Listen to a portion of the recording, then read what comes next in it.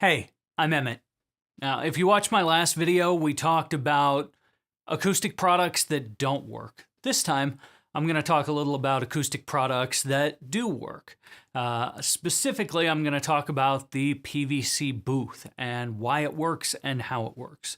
So if you don't know what I'm talking about, PVC booth, it's a super affordable way to treat a recording space.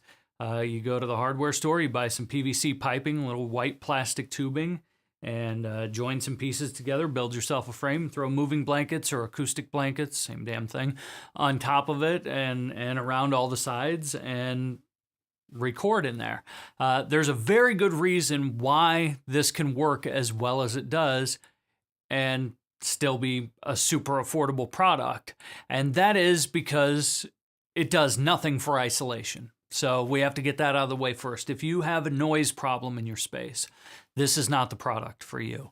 If you have neighbors with weed whackers, kids running through your home, a noisy refrigerator, this is not going to work for you. Planes flying overhead, traffic going by, whatever it is, if noise is the problem, this isn't going to do it.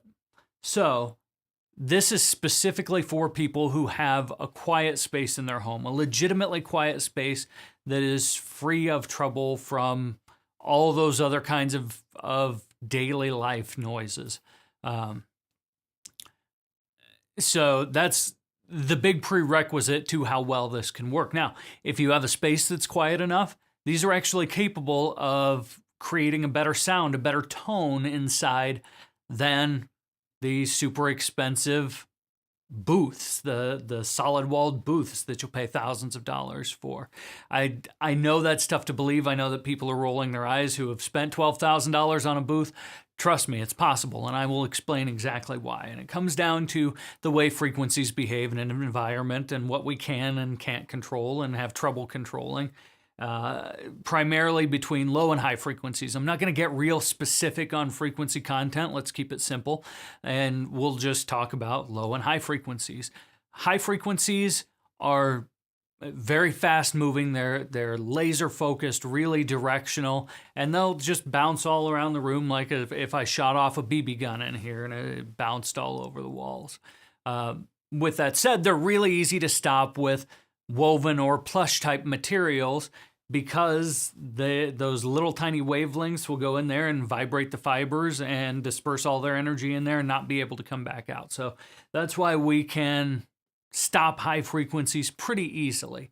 Low frequencies, on the other hand, they're not so directional. They're slower moving. They kind of plod along and they spread as they move. So they may have the same amount of energy. Let's say hypothetically that high frequencies and low frequencies do release with the same amount of energy. The low frequencies are going to spread that energy all over, whereas the high frequencies, they're going to bounce the energy all over. All we have to do is block that high frequency and it stops, but it's much more difficult to block the low frequency because it's more like a gel. It's going to ooze through the cracks of everything and just go all over the place. A little more quantifiably, they're going to bounce off walls. They're going to pass through things like foam and acoustic blankets, and they're going to bounce off harder, denser surfaces. Unless we absorb them, which is what you have to do in something like a whisper room or a studio bricks. You have to absorb those low frequencies. They typically only ship with kind of a thin or medium thickness foam that doesn't do anything for high frequencies, and that's why they sound boothy when you get them. Your low frequencies, they're still bouncing all over the place in the space. They're just not doing it quick enough to sound like a defined echo, so you get kind of a ring or a tone in the lower sound when you speak, and it just doesn't sound great. And so a lot of people put bass traps in there or replace the foam with nice thick dense bats or rigid fiberglass. With the blanket booth, you don't have to do that, and there's a good reason why, and this is really, really cool. So let's start with my cat toy here. I brought out a cat toy. This is like high frequencies. They're like a laser. They're super well focused. It's really easy to see, really intense color. and brightness. But if I put my finger in front of it, none of that makes it to the wall. A single finger can stop it. That's kind of the way high frequencies work.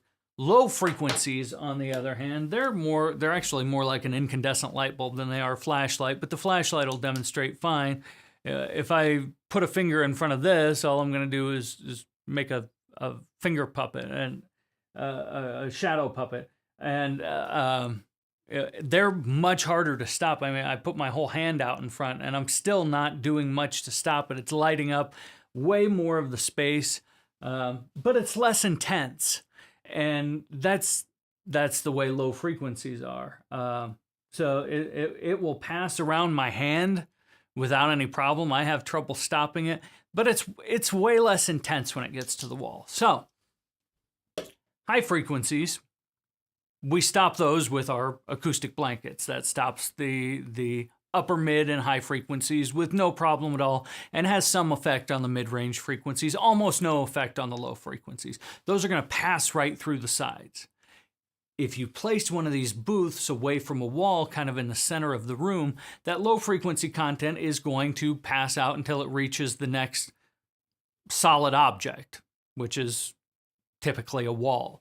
And then some of that energy is going to pass through the wall. Some of it is going to be bounced back in, reflected back in. And that's the problem that we run into. Except it's not really that big of a problem in this scenario because the human voice doesn't have all that much energy in that range. There just isn't a ton of energy there. It's enough that in a little tiny booth, a little bit bouncing around causes some problems.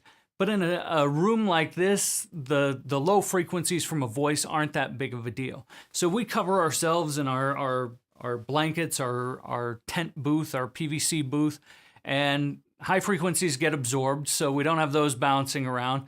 They're not making it back to the mic. The low frequencies, they're passing through that blanket, going to the nearest wall. By the time they get to the nearest wall, they've lost a lot of energy. Not a ton is going to reflect back anyway.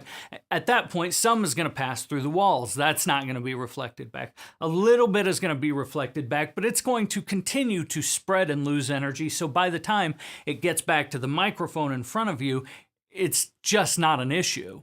And that's why those booths can sound as good as they do. If it's safe to call them a booth, I mean, a tent, whatever it is, a blanket fort. But the important bit is that low frequency content, it's not making it back to the mic. So it doesn't really matter that we're not absorbing it because the whole goal of absorption is to keep it from making it back to the mic. The geometry of the room, as long as there's some space between you and the wall and the walls of your blankets and the solid surface wall, it's not going to make it back to your microphone.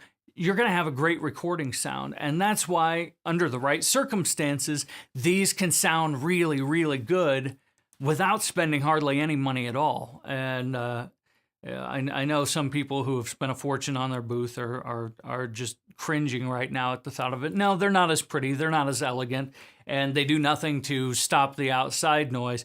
But in terms of the sound inside, they have the better deal. It's difficult to control the low frequencies in those little booths because they do bounce back. They are making it back to the mic in an actual solid walled booth. And so we have to put bass traps everywhere to try to control that stuff. Don't have to worry about it in the blanket booth. Generally, they just die off before they make it back to the mic. So if you're in a spot where you've got a room you can dedicate that's already quiet to placing one of these sort of near the middle of the room, you're going to end up with a great sound without spending a ton of money. So hopefully I saved you a little bit of money, and it beats the hell out of stuffing your mic into some kind of ball or something.